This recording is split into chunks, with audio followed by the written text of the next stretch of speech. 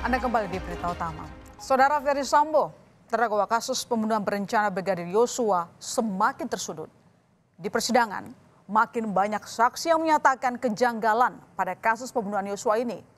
Termasuk juga upaya Sambo untuk menghapus jejak kejahatannya, serta orang-orang yang terlibat dalam rencana jahatnya. Di tempat kejadian perkara pembunuhan Yosua, di rumah dinasnya, Jalan Duren 3, Jakarta Selatan. Merasa semakin tersudut, Ferdy Sambo pun mengeluarkan berbagai jurus, termasuk salah satunya mematahkan semua kesaksian Richard Eliezer, sang mantan ajudan yang kini jadi penguak fakta atau justice collaborator untuk membongkar kasus ini di persidangan. Lalu Sambo juga menghadirkan senjata baru di persidangan berupa 35 barang bukti, ada foto, dokumen, dan kumpulan informasi hoax.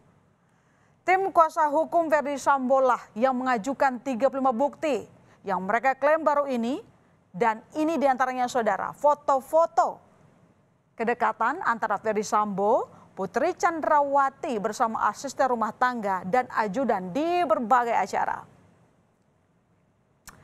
Ada beberapa foto yang menunjukkan Ferdy Sambo menyuapi beberapa ajudan.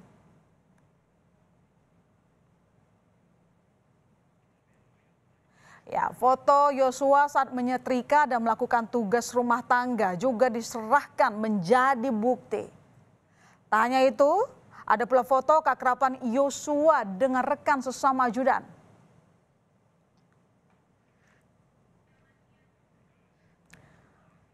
Oke, dan bahkan foto Yosua bersama ajudan lain di klub malam juga diserahkan sebagai bukti. Nah, ini foto Eliezer ketika disuapi Putri Chandrawati juga menjadi bukti. Dan tidak hanya Eliezer, ada juga foto Susi dan Ricky yang sedang disuapi. Dan inilah foto-foto saat acara hari jadi pernikahan di Magelang.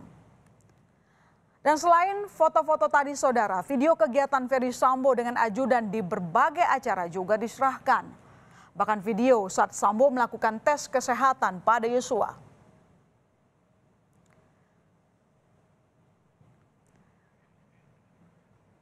Debat panas sempat terjadi saat tim kuasa hukum meminta untuk menjelaskan bukti.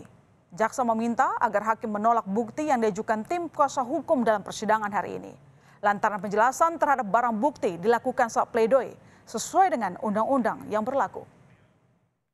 Menyangkut masalah kewenangan dari penasihat hukum di dalam berhubungan dengan terdakwa itu harus selalu diawasi oleh majelis hakim, penuntut umum, dan kepala lembaga pemasyarakatan. Dan kami mohon apa yang disampaikan ya sudah disampaikan. Ya, tidak perlu ada penjelasan. Terima kasih. Jadi izin yang mulia, nanti saudara kami berikan kesempatan pada saat pledoi. Izin yang mulia, kami sebagai terdakwa baik secara langsung ataupun melalui penasihat hukum demi prinsip keberimbangan peradilan, kalau jaksa penuntut umum bisa menghadirkan bukti-bukti dan diberikan waktu yang cukup, kenapa pihak penasihat hukum dari terdakwa tidak diberikan bukti dan kesempatan untuk menghadirkan bukti dalam waktu yang cukup juga? Ya. Jadi saya pikir kami berharap majelis hakim kami memberikan waktu kepada saudara, biarkan majelis yang menilai, tetapi kesempatan yang itu saudara gunakan pada saat nanti diajukan pledoi. Upaya kubu Sambo untuk menggembosi Eliezer juga tampak saat tim penasihat hukum Sambo kembali mendengungkan ketidakabsahan status justice collaborator yang disandang Eliezer. Pasalnya, penasihat hukum Sambo mengklaim ada bukti yang menunjukkan bahwa kasus ini terungkap bukan karena Eliezer, melainkan oleh Ferdy Sambo sendiri. Seperti diketahui, salah satu syarat menjadi justice collaborator yakni harus mau dan jujur untuk membongkar fakta kasus yang sebenarnya. Selain itu, Sambo juga terus berupaya menggiring opini jika Eliezer berbohong dan tak layak menjadi justice collaborator. Bahkan Sambo mengklaim ada bukti yang menunjukkan bahwa kasus ini terungkap bukan karena Eliezer, melainkan oleh Ferdy Sambo sendiri.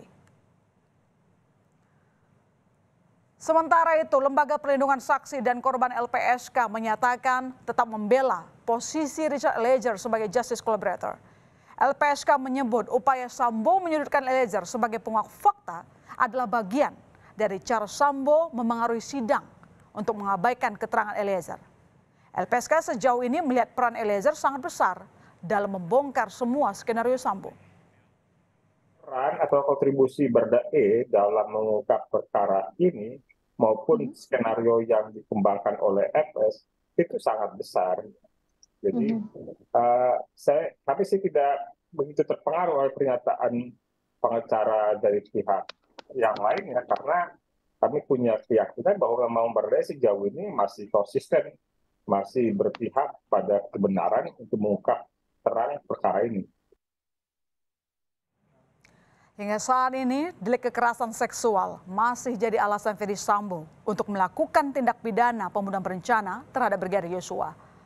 Namun, makin lama proses hukum kasus ini, publik menganggap alasan kekerasan seksual ini makin tidak masuk akal.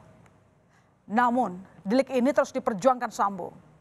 Dugaan publik tentu saja agar majelis hakim bisa membebaskan istrinya, Putri Chandrawati, dari tuduhan pembunuhan berencana Brigadir Yosua. Oke, mengapa banyak yang menganggap cerita pelecehan seksual yang menimpa Putri Sambo ini tidak masuk akal? Pertama, saudara, publik masih mempertanyakan adanya dampak relasi kuasa. Mengapa demikian? Ini ada kaitan erat dengan relasi kuasa antara Yosua dan Putri Chandrawati. Lalu relasi kuasa ini tidak terpenuhi karena Yosua adalah anak buah Ferdy Sambo dan Putri Chandrawati adalah seorang istri jenderal polisi. Keanehan lain yakni ketika salah satu anak buah Sambo, Ricky Rizal, bersaksi bahwa Putri masih memanggil Yosua setelah adanya peristiwa pelecehan. Belum lagi keanehan Yosua yang masih bermalam di satu rumah yang sama dengan Putri setelah pelecehan terjadi. Bahkan hakim pun bertanya-tanya saat Sambo diceritakan Putri telah mengalami peristiwa pelecehan, namun masih berencana bermain bulu tangkis. Tapi pada saat yang sama saudara tidak khawatir juga dan bisa main bulu tangkis. Kan dijadwalkan disampaikan Korspri bahwa tadi seperti yang saudara bilang ada jadwal main bulu tangkis. Namun Ferdy Sambo tidak tinggal diam dengan anggapan cerita pelecehan itu tidak masuk akal. Dalam kesaksiannya di muka persidangan, Sambo mencoba meyakinkan kembali majelis hakim bahwa istrinya benar-benar mendapat pelecehan seksual oleh almarhum anak buahnya Yosua di Magelang. Dia menceritakan bahwa Yosua masuk ke kamar. Dia dalam kondisi tidur. Istri saya tidur, kemudian tiba-tiba Yosua sudah ada di depan istri saya yang mulia. Istri saya kemudian kaget, tapi kemudian Yosua mengancam yang mulia. Kemudian dia melakukan perkosaan yang mulia. Kemudian dia mengancam juga dan menghempaskan istri saya. Saya tidak kuat mendengar cerita istri saya yang mulia. Dia juga menangis waktu itu. Saya emosi sekali yang mulia. Saya tidak bisa berpikir bahwa ini akan terjadi pada istri saya yang mulia. Motif pelecehan seksual yang terus jadi perdebatan ini bahkan tampak di ruang sidang. Ahli hukum pidana yang hadirkan kubu Ferdy Sambo untuk memberikan keterangannya di persidangan mengatakan tidak adanya bukti visum terkait kasus dugaan kekerasan seksual yang dialami oleh Putri Chandrawati sama sekali tak menandakan jejak kejahatan hilang. Sedangkan menurut kriminolog yang dihadirkan jaksa penuntut umum di persidangan mengatakan dalam kasus pemerkosaan satu bukti tidaklah cukup. Maka harus disertai dengan hasil visum agar jika melapor ke polisi alat buktinya cukup. Kendati pengakuan kekerasan seksual banyak ditentang, kuasa hukum Putri Chandrawati mengklaim memiliki 4 bukti dugaan kekerasan seksual yang dialami kliennya. 4 bukti itu mulai dari keterangan 2 saksi, yakni 2 asisten rumah tangga Ferdy Sambo. Lalu kemudian ada juga keterangan ahli, alat bukti surat hasil pemeriksaan psikologi forensik yang diminta penyidik kepolisian, serta bukti petunjuk dalam situasi tertentu. Banyaknya upaya yang dilakukan Ferdy Sambo di persidangan untuk menyelamatkannya dan istrinya dari jerat pidana pembunuhan berencana menandakan Sambo dalam tekanan dan kian tersudut.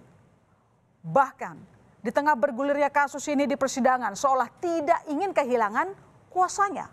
Sambo sempat menggugat Presiden Joko Widodo dan Kapolri Jenderal Listio Sigit Prabowo karena dirinya dipecat dari institusi Polri. Ya, meskipun akhirnya gugatan itu hanya berumur tak lebih dari 24 jam karena dicabut. Sambo melalui kuasa hukumnya mengatakan ini sebagai bentuk kecintaannya kepada Polri.